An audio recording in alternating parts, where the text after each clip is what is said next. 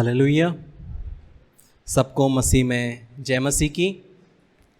मैं विश्वास करता हूँ कि आप खुश हैं, अच्छे हैं, भले चंगे हैं और आप परमेश्वर के हाथ को, परमेश्वर के काम को अपने जीवन में देख रहे हैं।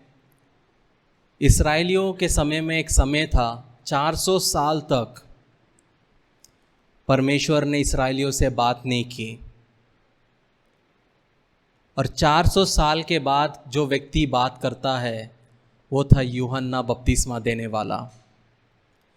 बहुत बार हमारे जीवन में जब हम परमेश्वर के आवाज़ को तुच्छ जानते हैं, जब हम परमेश्वर के बताए हुए रास्ते पे नहीं चलते हैं, तो परमेश्वर बात करना बंद कर देता है। इसलिए हमें हमेशा एक ऐसा जीवन जीना है जिससे परमेश्वर हमारे साथ कभी भी वाद विवाद करना बंद ना करें। उसका आत्मा हमेशा हमसे वाद विवाद करना चाहिए, उसका आत्मा हमेशा हमसे बात करना चाहिए। मैं प्रार्थना करता हूँ और आशा करता हूँ यहाँ पे जो भी बैठे हैं और जो लोग मुझे ऑनलाइन सुनते हैं कि आपके जीवन में कभी भी वो इस्राएलियों वाला समय ना आए कि आप चाहते हो कि परमेश्वर आपसे बात करे और वो ना करे। शाऊल जो राजा था, जिसको परमेश्वर ने अभिषेक किया, जिसके ऊपर में परमेश्वर का आत्मा उतरा, जो नबुवत भी किया, एक ऐसा समय आया कि जब उसने परमेश्वर के वचन के अनुसार वो नहीं चला, परमेश्वर ने उससे बात करना बंद कर दिया और वो इतना डेस्परेट हो गया कि मुझे परमेश्वर का बात सुनना है कि वो एक विचक्राफ्ट के पास, एक जादू टोना वाले के पास तक चला गया कि मुझे परमेश्वर का इच्छा जानना है। अगर वो परमेश्वर के बताए हुए रास्ते पे चलता, परमेश्वर के वचन के अनुसार चलता, जिस तरह शमूएल बताया उस रास्ते पे चलता, तो परमेश्वर उसके खानदान को हमेशा के लिए स्थिर कर देता।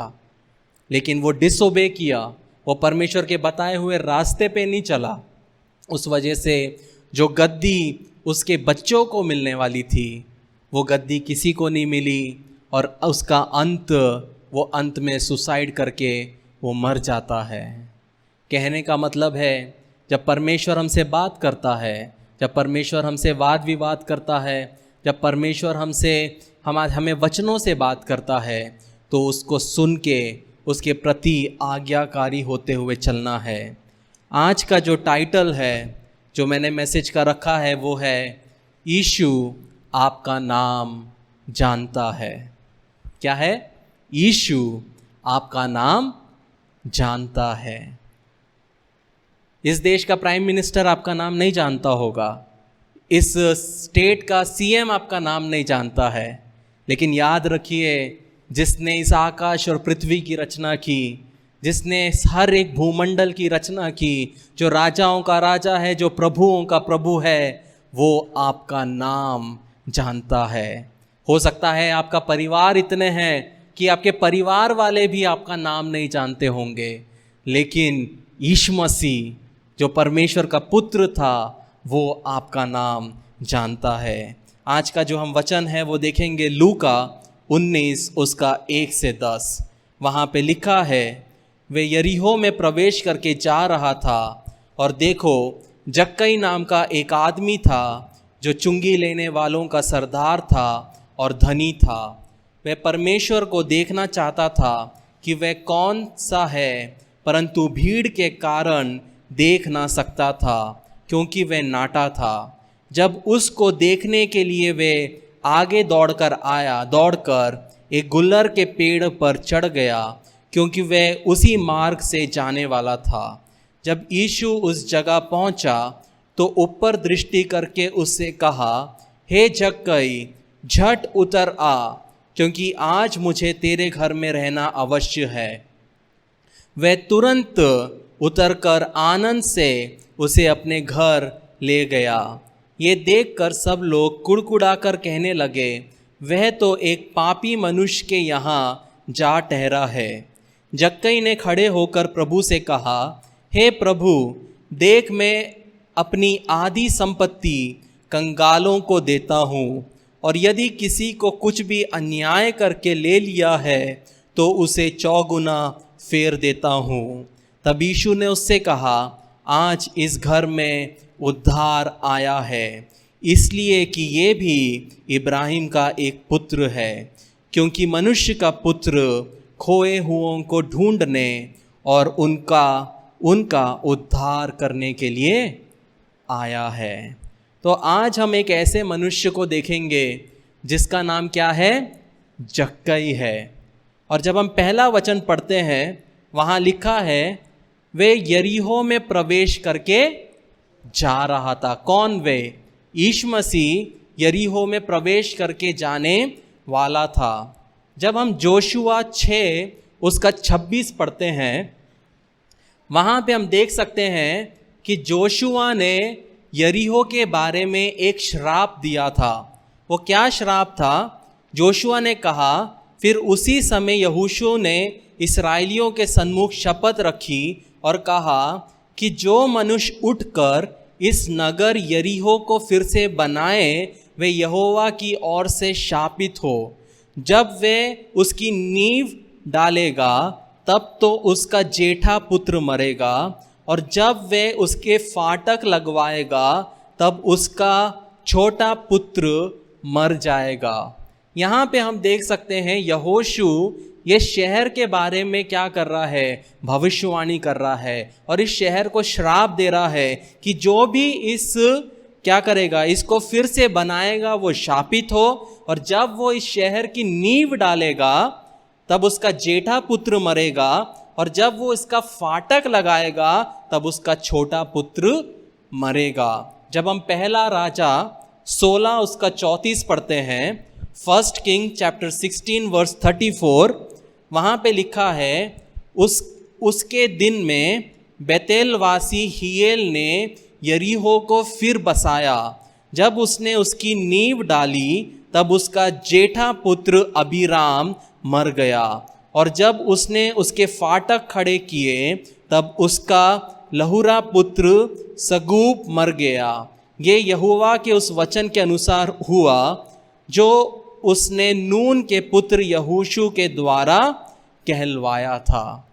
याद रखिए प्रियो, यहाँ पे वही चीज़ हुआ जो यहोशू ने कहा था कि जब कोई व्यक्ति इस शहर को बनाएगा वो श्रापित हो, जब वो नींव डालेगा तो उसका जेठा पुत्र मरे, जब वो दरवाज़ा बनाएगा, फाटक लगाएगा, उसका छोटा बेटा मरे। वैसे ही एक व्यक्ति वहाँ पे खड़ा हुआ जिसको शायद पता होगा कि इस तरह का श्राप क्या है, यहोशू ने बोला है, फिर भी उसने बनाया। और उस शहर को जब वो बनाया, उसने अपने बेटे को, बड़े बेटे को और छोटे बेटे को क्या किया? खो दिया। उसी तरह प्रियो, परमेश्वर के वचन में हमारे लिए बहुत सारे वार्निंग्स हैं। परमेश्वर का वचन हमें बताता है कि क्या करना चाहिए और हमें क्या नहीं करना चाहिए। और जब हम उसके रास्ते पे नहीं चलते और जब हम उसके बताए हुए वचनों के अनुसार नहीं चलते, तो जो चीज़ परमेश्वर का वचन कहता है वो हमारे जीवन में भी होगा। इसलिए कभी भी परमेश्वर के वचन को टेकन फॉर ग्रांटेड नहीं लेना।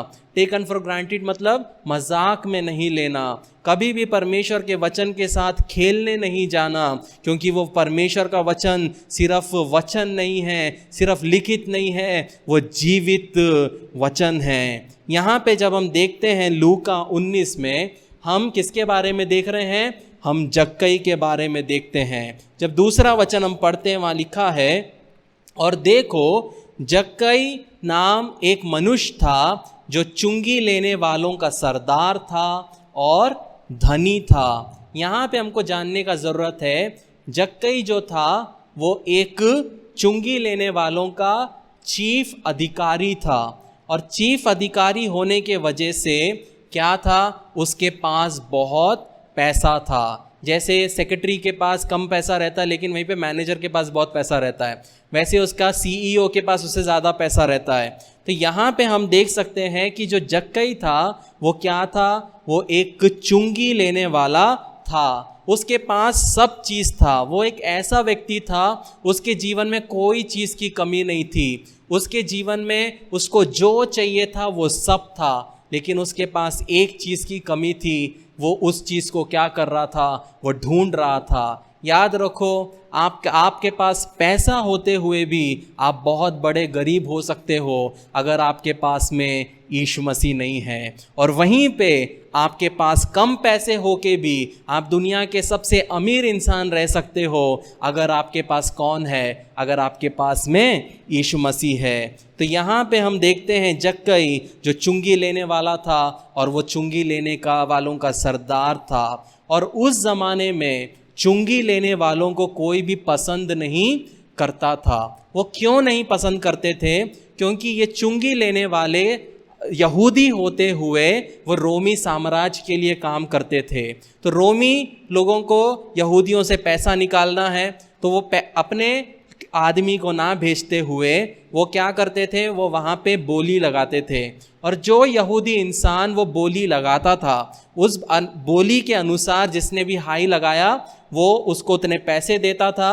फिर ये यहूदी क्या करता था? मन चाहा पैसा क्या करता था? अपने ही लोगों से क्या करता था? ऐंठता था और लेता था। दूसरा कारण जो लोग चुंगी लेने वालों से नफरत करते थे, क्योंकि वो यहूदी होके, वो एक यहूदी होके वो अपने ही लोगों को क्या करता था? वो लूटता था। और तीसरा, वो चुंगी लेने वाले जितना उनका बनता है, अगर 100 रुपये बनता है तो वो लोगों से 150-200 रुपये ऐंठते थे। इसीलिए चुंगी लेने वाला क्या था? चुंगी लेने वाले लोग बहुत अमीर थे। और यहाँ पे हम देख सकते हैं जक्कई क्या लिखा है बाइबल में? अमीर है। लेकिन एक चीज़ समझने की बात है, जो पैसा है वो पैसा हो सकता है। एक एग्जाम्पल के तौर पे हमारे कलीसिया में एक व्यक्ति आया, उसके पास में 5 करोड़ की प्रॉपर्टी है। थोड़ी देर के बाद एक और व्यक्ति आया, उसके पास में 20 करोड़ की प्रॉपर्टी है। उसके सामने वो व्यक्ति क्या हो गया? छोटा हो गया। कहने का मतलब है कि वो पैसा एक ऐसा चीज़ है कि आपके पास जितना भी है वो कम है। इसलिए कभी भी पैसे के बलबूते पे हमें क्या नहीं करना है, हमें कभी नहीं जीना है कि ये सोच के मेरे पास बहुत पैसा है, क्योंकि यीशु मसीह को चुटकी लगेगा आपके घमंड को तोड़ने में। यहाँ पे चुंगी लेने वाला क्या था? उसके पास वो धनी था, लेकिन वो लोग उससे नफरत करते थे। जैसे ही चुंगी लेने वाला जक्कई रोड से चल के आता था, लोग उसको देख के धुतकारते थे, चल उधर जा। कोई उसको अपने शादियों में नहीं बुलाते थे, कोई उसको इनॉग्रेशन में नहीं बुलाते थे, कोई उसके परिवार को उसके बच्चे के पार्टी में नहीं बुलाएंगे। क्यों? क्योंकि ये चुंगी लेने वाला है, ये हमसे निचोड़ के रोमियों को भरता है। सोच के देखिए जक्कई का जीवन, उसके पास पैसा है, घर है, गाड़ी है, सब चीज़ होगा उसके पास उस ज़माने का, लेकिन उसके पास लोग नहीं हैं। आज आप ऐसी परिस्थिति में हो सकते हैं, आप यहाँ बैठे हैं, आपको जीवन में जो चाहिए हर एक चीज़ होगा, लेकिन आपके जीवन में कुछ कमी है। आपको महसूस हो रहा है जैसे जक्कई को महसूस हुआ कि मेरे जीवन में भी कुछ कमी है। जब हम 3वां वचन पढ़ते हैं, वहाँ लिखा है वो क्या देखना चाहता था? वे यीशु को देखना चाहता था कि वह कौन सा है, क्योंकि भीड़ के कारण देख ना सकता था, क्योंकि वह नाटा था। हो सकता है जक्कई जब अपने जगह में रहता था उसने सुना होगा यीशु मसीह अंधे को आंख दिया, यीशु मसीह लंगड़े को चलाया, यीशु मसीह ने 4 दिन वाले मुर्दे को जिलाया, यीशु मसीह लोगों को चंगा करता है। और सबसे इम्पॉर्टेंट चीज़ उसने सुना होगा कि यीशु मसीह चुंगी लेने वालों के साथ रहता है, यीशु मसीह पापियों के साथ में रहता है। वो बोलेगा मेरे यहाँ के फरीसी लोग मुझे धुतकारते हैं, मेरे अपने मुझे ठोकर खाते हैं, मेरे अपने मुझे पीछे धकेलते हैं, लेकिन ये यीशु मसीह से मिलना है जो वेश्याओं को अपनाता है, जो पापियों को अपनाता है, जो चुंगी लेने वालों के साथ में खाता है, वो उस यीशु मसीह को देखना चाहता था। आज आप यहाँ पे बैठे हैं, हो सकता है आपके जीवन में कोई पाप होगा, हो सकता है आपके जीवन में कुछ कमी होगी, गटी होगी, और जब लोग आपको देखते हैं तो आपके पास्ट को लेके आपको बुलाते हैं, देख ये तो फेलियर है, देख ये तो नालायक है, देख ये तो गरीब है, देख ये तो ऐसा है, आपको लोग नाम से बुलाते होंगे, लेकिन याद रखिए कि यीशु मसीह आपको देखता है। और जिस तरह जक्कई ने यीशु मसीह के साथ में मिलने की उसको इच्छा थी, वैसे ही आपको भी एक इच्छा होना ज़रूरी है। लेकिन यहाँ पे हम देख सकते हैं वो यीशु मसीह को देखना चाहता था, लेकिन परंतु भीड़ के कारण देख नहीं पाया। याद रखिए प्रियो, यही चीज़ बहुत सारे कलीसियाओं में होता है, मसीही समाज में होता है। लोग यीशु मसीह से प्रेम रखते हैं, लेकिन भीड़ के कारण वो मसीह को छोड़ देते हैं, वो भीड़ के कारण चर्च छोड़ देते हैं, वो भीड़ के कारण कलीसिया छोड़ देते हैं। यहाँ पे जक्कई जाना चाहता है, जक्कई यीशु मसीह से मिलना चाहता है, लेकिन वो भीड़ के कारण वो जा नहीं पाया।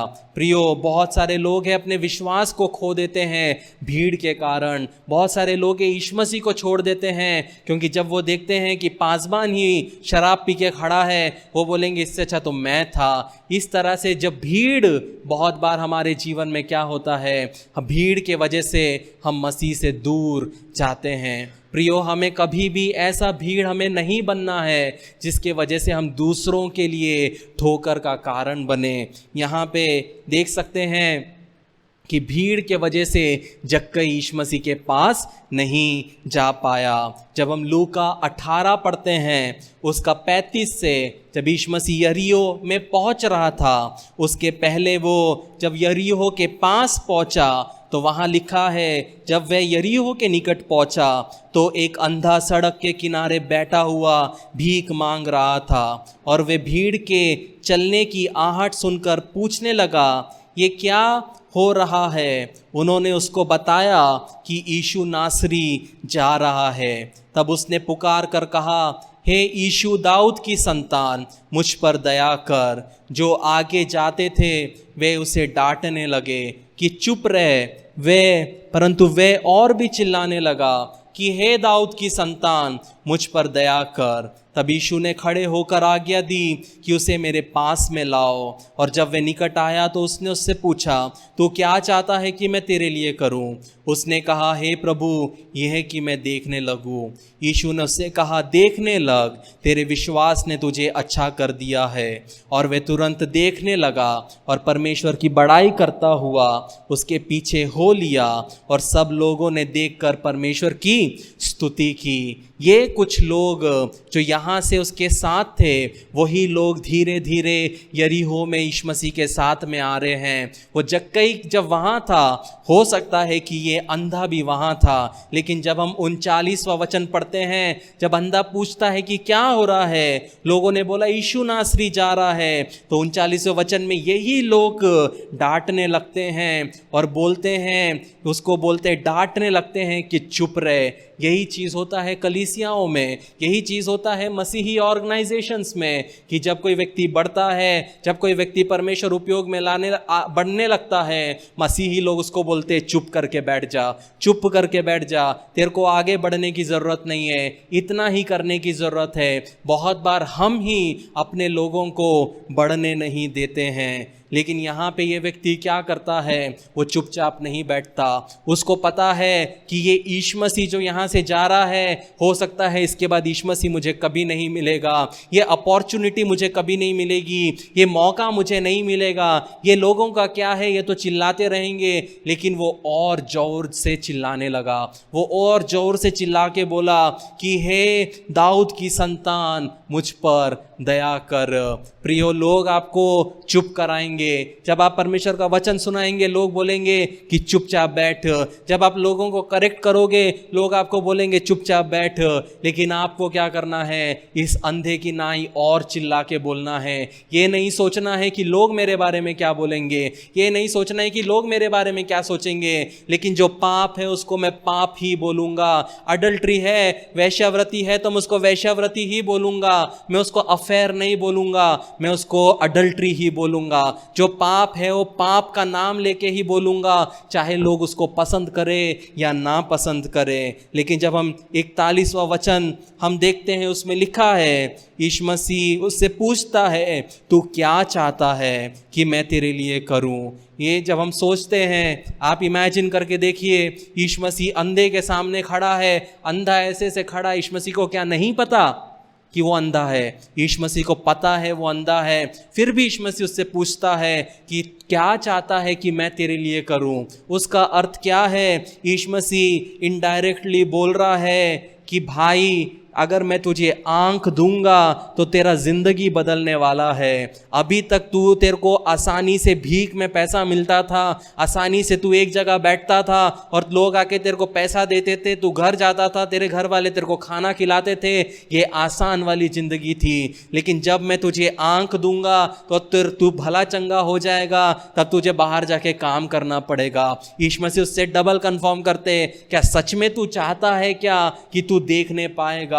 बहुत बार हमारे जीवन में परमेश्वर चाहता है कि हमारे जीवन में छुटकारा आए, परमेश्वर चाहता है कि हम भी आत्मिक तौर पे देखने लगे, सोचने लगे, लेकिन हमारा जीवन का शैली उसके विपरीत है। हम बताए हुए रास्ते पे नहीं चलते हैं, हम परमेश्वर के विपरीत चलते हैं, इसलिए हम परमेश्वर के कार्य को अपने जीवन में नहीं देख पाते हैं। यहाँ पे जब हम 3वां वचन पढ़ते हैं, वहाँ पे लिखा है कि वह यीशु को देखना चाहता था कि वह कौन सा है, परंतु भीड़ के कारण देख ना सका क्योंकि वह नाटा था। जब हम बाइबल को स्टडी करते हैं तो एक एवरेज ज्यू की हाइट 5'5" बोली जाती है। एक एवरेज जो ज्यूज़ है, यहूदी लोगों की हाइट ज़्यादा से ज़्यादा 5'5" रहती है। अगर ये इसको नाटा बोला गया है तो हो सकता है कि ये हो सकता है 4.5 का हो या 5 का हो, लेकिन वो नाटा था। क्या आपने सोचा है कि यीशु मसीह ने ऐसा क्यों बोला? ऐसा कभी नहीं लिखा है बाइबल में कि यीशु मसीह की माता मरियम के बाल गोल्डन थे। क्यों नहीं बोला गया? क्योंकि वो हमको जानने की ज़रूरत नहीं है। लेकिन यीशु मसीह ने, जब लूका ने ये पुस्तक को लिखी, पवित्र आत्मा ने उसको क्यों ये बताया, उसको क्यों प्रेरित किया लिखने के लिए कि जक्कई छोटा था? ये दिखाना चाहता है कि हम सब जो यहाँ पे एकत्रित है, इंक्लूडिंग मी, हम सब अपने जीवन में कभी ना कभी हम क्या करते हैं, हम अपने आप को छोटा महसूस करते हैं। आपने कभी कुछ लोगों से मिले होंगे, जैसे हम लोगों से वो कुछ लोगों को मिला होंगे कि जैसे आप उनसे मिलते हैं, वो बोलते हैं मेरा दोस्त ना ये है, मैं ना उसको जानता हूँ। वो लोगों का क्या करते हैं, बताते रहते हैं कि मेरा दोस्त ये है, मेरा दोस्त वो है। वो ऐसा क्यों बोलते हैं? वो इसीलिए बोलते हैं क्योंकि वो अपने मनों में वो छोटे हैं, वो अपने आप में छोटे हैं और अपने आप को बड़ा दिखाने के लिए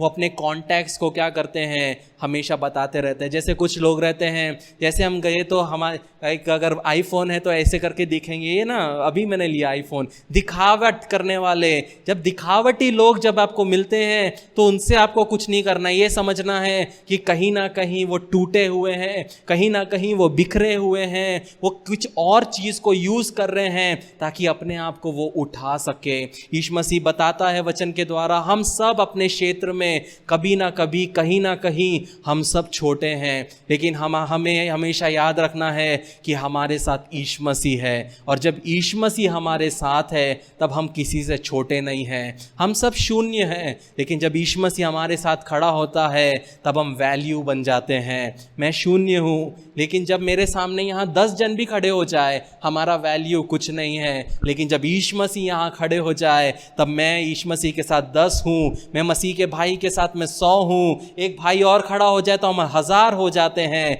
वो वैल्यू यीशु मसीह देता है। तो अगर आप आज यहाँ बैठे हैं और आपको लगता है कि आप अपने जीवन में कहीं पे छोटे हैं, तो याद रखिए प्रियो, यीशु मसीह परिस्थिति आपके जीवन में है। हो सकता है आपके आर्थिक रूप से आपको लगता है कि आप छोटे हैं। हो सकता है सामाजिक रूप में आपको लगता है कि आप छोटे हैं। हो सकता है भावनात्मक रूप में आपको लगता है कि आप छोटे हैं। हो सकता है मानसिक रूप में आपको लगता है कि आप छोटे हैं। हो सकता है शारीरिक रूप में आपको लगता है कि आप छोटे हैं। लेकिन याद रहे प्रियो, जैसे मैंने पैसे का एग्जाम्पल दिया वैसे ही हाइट है। मैं यहाँ खड़ा हूँ, मैं राहुल को बुलाऊंगा तो राहुल क्या होगा, राहुल मुझसे ऊंचा है, राहुल ऐसा दिखेगा अरे ये कितना छोटा है।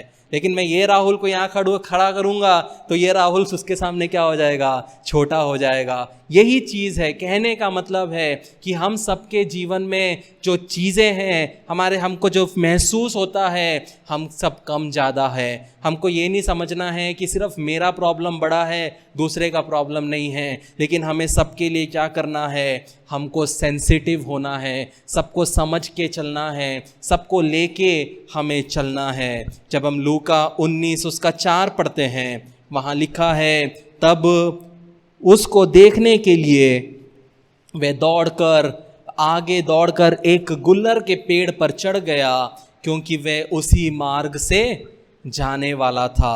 यहाँ पे हम देखते हैं जक्कई, जैसे ही उसने देखा कि भीड़ है, मैं यीशु मसीह के पास नहीं जा सकता हूँ, तब वो क्या करता है, वो एक पेड़ दिखता है, वो गुल्लर के पेड़ में जाके चढ़ जाता है। वहाँ पे हम देखते हैं प्रियो कि उस समय में या कभी भी क्या आपने कोई एक पुरुष को पेड़ पे चढ़ते हुए देखा है? नहीं देखा है। हाँ, जो पेड़ काटने वाले हैं वो चढ़ते हैं, लेकिन आम इंसान में कोई भी पुरुष 40-45 साल का पुरुष बोलेगा अरे वो पेड़ दिख रहा है, मुझे जाके ना पेड़ पे चढ़ना है। अगर कोई पुरुष पेड़ पे चढ़ेगा तो आप क्या बोलोगे, ये तो इसका बचपना गया नहीं है, ये तो बच्चा है। लेकिन यहाँ पे जक्कई ने ये नहीं सोचा कि लोग मेरे बारे में क्या कहेंगे। जक्कई ने ये नहीं सोचा लोग मुझे बेवकूफ़ बोलेंगे, अरे कितना बेवकूफ़ है, कितना बच्चे तरीके का हरकत कर रहा है। लेकिन जक्कई के दिमाग में ये था कि मुझे यीशु मसीह को देखना है,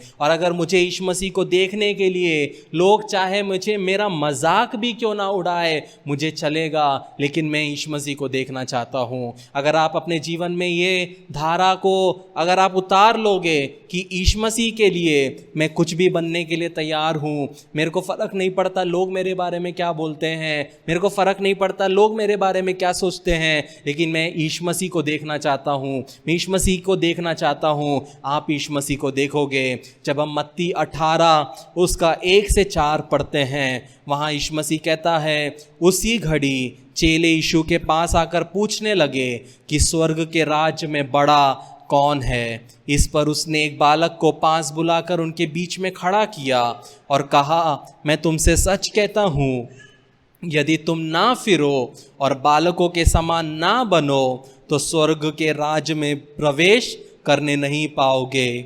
जो कोई अपने आप को इस बालक के समान छोटा करेगा वह स्वर्ग के राज्य में प्रवेश करेगा। यहाँ पे जक्कई एक बालक की नाई यीशु मसीह को देखने के लिए क्या करता है, वो चढ़ जाता है। यहाँ पे जब हम मत्ती 21 उसका 31 और 32 पढ़ते हैं, मत्ती 21 उसका 31 और 32 वहाँ लिखा है, इन दोनों में से किसने पिता की इच्छा पूरी की? उन्होंने कहा, पहले ने। यीशु ने उत्तर दिया, मैं तुमसे सच कहता हूँ कि महलूस लेने वाले और वेश्या तुमसे पहले परमेश्वर के राज्य में प्रवेश करेंगे।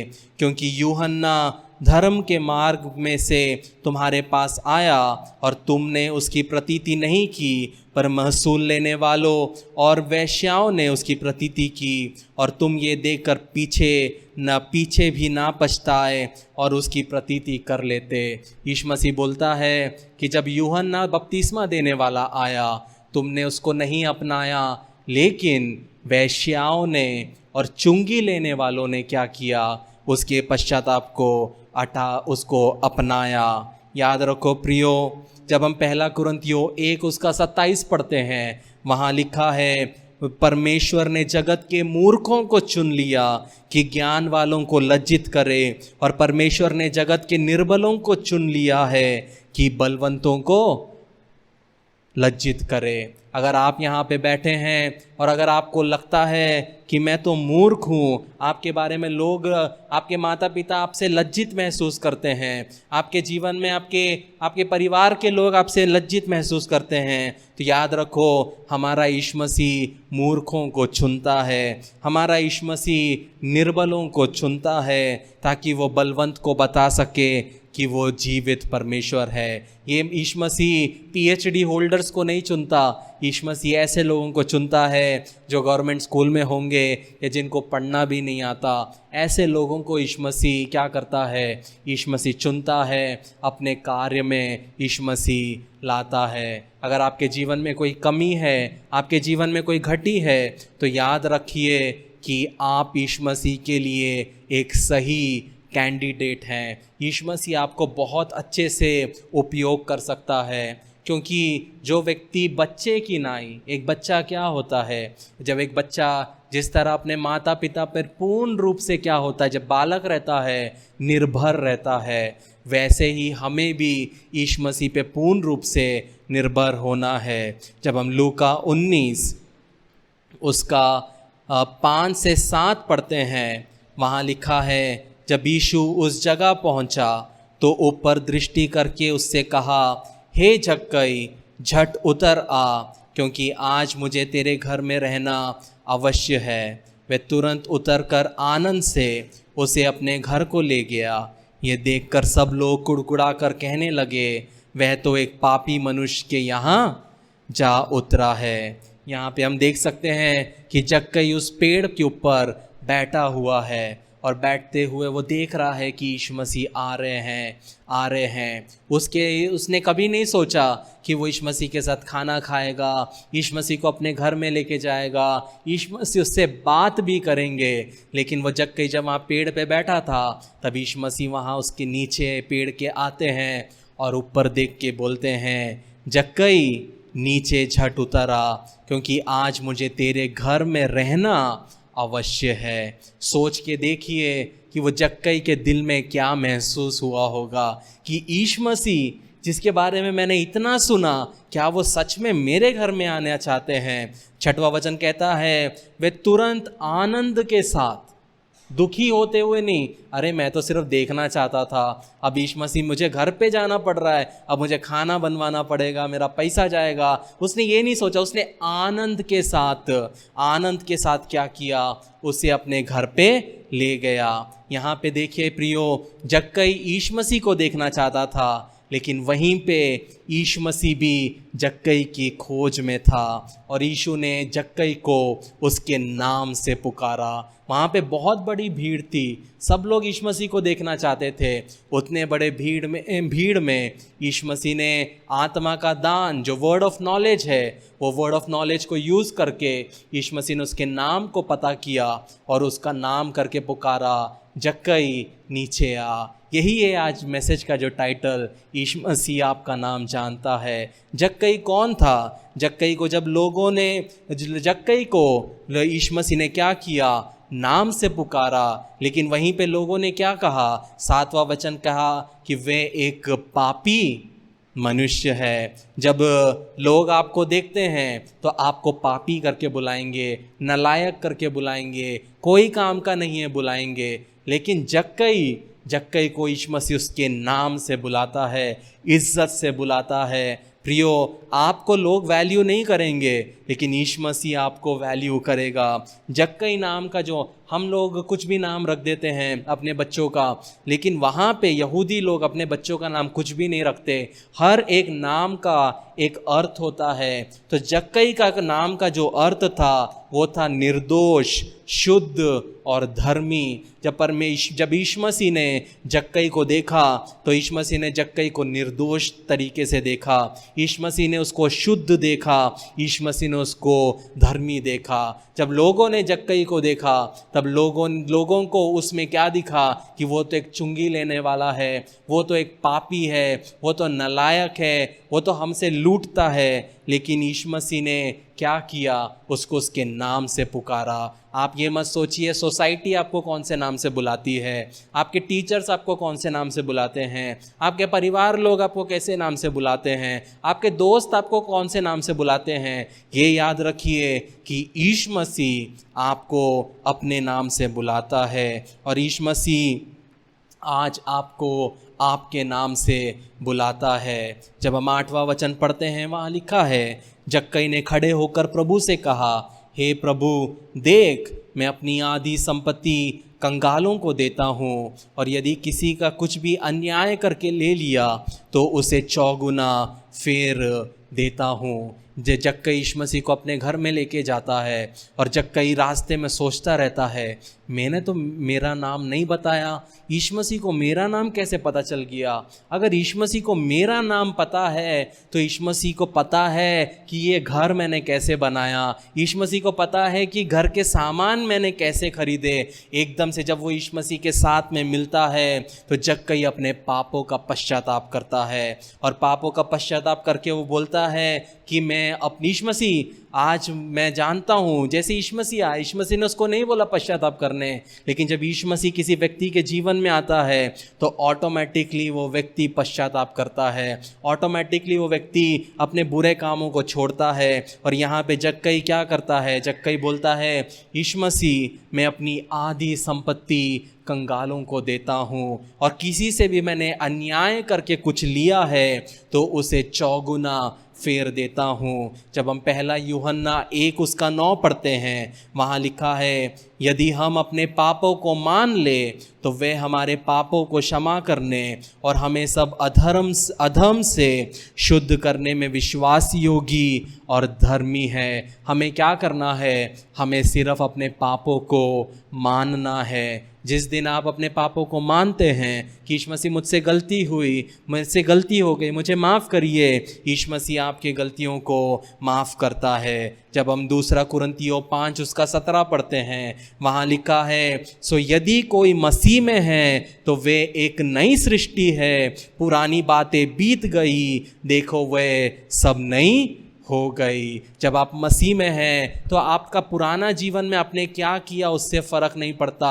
जब आप मसीह को अपनाते हो आप एक नई सृष्टि बन जाते हो, आप यीशु मसीह के साथ चलने लगते हो। जब हम लूका 3:8 पढ़ते हैं, वहाँ पे हम देखते हैं कि यूहन्ना बपतिस्मा देने वाला वो बोलता है, जब लोग बपतिस्मा लेने आते हैं, यूहन्ना बपतिस्मा देने वाला बोलता है, सो मन फिराव के योग्य फल लाओ और अपने अपने मन में ये ना सोचो कि हमारा पिता इब्राहिम है, क्योंकि मैं तुमसे कहता हूँ कि परमेश्वर इन पत्थरों से इब्राहिम के लिए संतान उत्पन्न कर सकता है। पहला वर्ड बहुत इम्पॉर्टेंट है, सो मन फिराव के योग्य फल लाओ। जब पहले ज़माने में जब किसी व्यक्ति को बपतिस्मा लेना रहता था तब लोगों को ऐसे ही लाके बपतिस्मा नहीं दिया जाता था। वो व्यक्ति के साथ में 2 जन आते थे और वो आके गवाही देते थे कि ये व्यक्ति पीता था, लेकिन अब उसने पीना बंद कर दिया है। वो क्या है, मन फिराव के योग्य फल दिखता है कि गवाह बोलते हैं कि ये व्यक्ति पियक्कड़ था, ये व्यक्ति शराबी था, ये व्यक्ति चेन स्मोकर था, लेकिन अभी इसने छोड़ दिया है। उनके गवाह के बेसिस पे उनको क्या मिलता था, उनको बपतिस्मा दिया जाता था। यहाँ पे जक्कई क्या कर रहा है, अपने पश्चाताप को एक्शन में दिखा रहा है। जब हम 8वां वचन पढ़ते, जक्कई क्या कहता है, जक्कई ये नहीं बोलता, यीशु मसीह आपके जाने के बाद जब मुझे समय मिलेगा, मेरा बहुत काम हेक्टिक है, मैं चीफ हूँ ना, मेरा काम हेक्टिक है, आप समझ सकते हो, आप भी तो लीडर हो, तो आपके जाने के बाद जब मेरे को वीकेंड मिलेगा तब मैं थोड़ा सा बैठ के जितना लोगों का बनता उतना दूँ। वैसा नहीं जक्कई ने बोला। जक्कई ने बोला, मैं अपनी आधी संपत्ति कंगालों को देता हूँ, और यदि कुछ भी अन्याय से करके ले लिया है उसे 4 गुना फल देता हूँ। यहाँ पे हम देख सकते हैं कि जब जक्कई ने यीशु मसीह के कृपा को महसूस किया, यीशु मसीह की दया को महसूस किया, तो जक्कई का क्या हुआ, जक्कई का जीवन बदल गया। जब हम 9 और 10 वचन पढ़ते हैं, जब हम लूका 19:9 और 10 पढ़ते हैं, वहाँ लिखा है, तब यीशु ने उससे कहा, आज इस घर में उद्धार आया है, इसलिए कि ये भी इब्राहिम का एक पुत्र है, क्योंकि मनुष्य का पुत्र खोए हुओं को ढूंढने और उनका उद्धार करने आया है। यहाँ पे यीशु मसीह क्या बोलता है? इस घर में उद्धार आया है। याद रखो प्रियो, यीशु मसीह खोए हुओं को ढूंढने और बचाने आया है। हमें लोगों की तलाश करनी आवश्यकता है। हम चर्च को लोगों के पास जाने की आवश्यकता है। कलीसिया सोचती है कि लोग आएंगे तो हम वचन सुनाएंगे, लेकिन यीशु मसीह यहाँ पे जक्कई के पास जाते हैं, जक्कई को इनवाइट करते हैं। वैसे ही हमें भी लोगों के पास जाना है, सुसमाचार को सुनाना है, तो ही हम लोगों को मसीह के बारे में, मसीह के प्रेम के बारे में हम क्या कर पाएंगे? हम बता पाएंगे। जब हम यूहन्ना 3:17 पढ़ते हैं, वहाँ पे हम देखते हैं वो लिखा है, परमेश्वर ने अपने पुत्र को जगत में इसलिए नहीं भेजा कि जगत पर दंड की आज्ञा दे, परंतु इसलिए कि जगत उसके द्वारा उद्धार पाए। परमेश्वर ने यीशु मसीह को इस पृथ्वी में इसलिए नहीं भेजा ये बताने के लिए कि तुम पापी हो। हम जानते हैं हम पापी हैं, हम जानते हैं हम में कमी और घटी है, लेकिन इसलिए भेजा कि ये संसार को उद्धार मिले, लोगों का जीवन बचे, उनका आत्मा बचे। जब यीशु मसीह उस घर से चले गए होंगे, फिर से एक दिन जक्कई एक घर की ओर जाता है। जब जक्कई को दूर से वो घर वाले आते हुए देखते हैं, सब लोग अपने घर में घुस जाते हैं और सब लोग अपने घर में घुस के दरवाज़ा बंद कर देते हैं। आदमी घर का बोलता है कोई कुछ नहीं बोलना, ये फिर से लूटने आ गया, हमको कुछ नहीं बोलना, इसको खटखटाने दो। जक्कई लोगों के घर योजना बनाता है कि वो जाएगा, और जब जक्कई को लोग आते हुए देखते हैं तो दरवाज़ा बंद करते हैं। जक्कई उस घर के सामने जाता है और जक्कई उस घर के दरवाजे को खटखटाता है, कोई दरवाज़ा नहीं खोलता। उसके बाद वो फिर से उस दरवाजे को खटखटाता है, फिर भी कोई नहीं खोलता। थोड़ी देर के बाद जक्कई वहाँ से चला जाता है, और जब जक्कई वहाँ से चला जाता है तो वो घर वाला दरवाजे को खोलता है, और जब वो परिजन दरवाजे को खोलते हैं तो घर के सामने में एक पैसा भरा हुआ बैग को देखते हैं, जिसमें पूरा पैसा रखा हुआ है, और वो पैसा रखे साथ उसमें एक नोट भी लिखा है। वो नोट पर लिखा, जक्कई ने कहा, मुझे माफ़ करना, मुझे पता है कि मैंने आपके और आपके परिवार के साथ अन्याय किया है। ये वह पैसा है जो मैंने आपसे अवैध रूप से लिया था, मैं आपको 4 गुना वापस चुकाता हूँ। याद रखिए, जब जक्कई ने वो कार्य किया होगा तो लोग हैरान रह गए होंगे, अरे ये तो हमें लूटने वाला था। आइए हम प्रार्थना करें, उसके बाद जो वचन स्क्रीन पर रहेगा उसे साथ में बोलेंगे। प्रेमी परमेश्वर, आपके सन्मुख में शाम के समय आते हैं। आपने सुंदर सा मौका हमारे जीवन में दिया, इसलिए आपका धन्यवाद देते प्रभु जी। प्रभु जी, आपने अपने वचन के द्वारा हमसे बात की, इसलिए आपका धन्यवाद देते हैं। प्रभु जी, धन्यवाद कि आप हमारे नाम को जानते हैं। हमारे नाम को बहुत लोग नहीं जानते, लेकिन तू हमारे नाम को जानता है। इससे बड़ी गर्व की बात कुछ नहीं हो सकती। प्रभु जी, आपके लिए जीने के लिए, आपके लिए बढ़ने के लिए, अपने जीवन को वचन के अनुसार अपने आप को ढालने के लिए हम सबको मदद करिए प्रभु जी। हर एक जन जिसने ये वचनों को सुना है प्रभु जी, इन वचनों को आपके लहू में डालते हैं, आपके लोगों को लहू में ढापते हैं। शैतान आके ये वचनों को चुराने ना पाए प्रभु जी, बल्कि ये वचन एक पौधा बनने पाए, पेड़ बनने पाए, 30 गुना, 60 गुना, 100 गुना बढ़ने पाए प्रभु जी।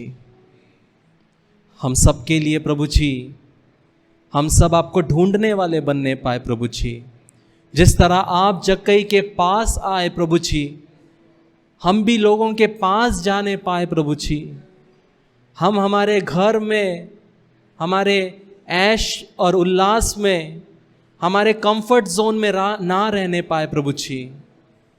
लेकिन जिस प्रकार आप जक्कई के पास गए, वैसे ही हम भी अनेकों के पास जाने वाले बनने पाए प्रभु जी, और उनको आपके सुसमाचार को सुनाने वाले बनने पाए प्रभु जी, ताकि हमें भी अपने नाम के अनुसार, जो नाम आपने रखा है, हम बन पाए प्रभु जी। हमें एक ऐसा व्यक्ति बनने में मदद करिए जैसा आप चाहते हैं, ताकि हमारे बोलचाल में, चाल चरण में, रहन सहन में आप दिखने पाए। ये छोटी सी विनती आपके बेटे यीशु नासरी के नाम से मांगते हैं, सुन और कबूल कर। आमीन, आमीन, आमीन। प्रभु यीशु मसीह का अनुग्रह और परमेश्वर का प्रेम और पवित्र आत्मा की सहभागिता हम सबके साथ होती रहे। आमीन, आमीन, आमीन।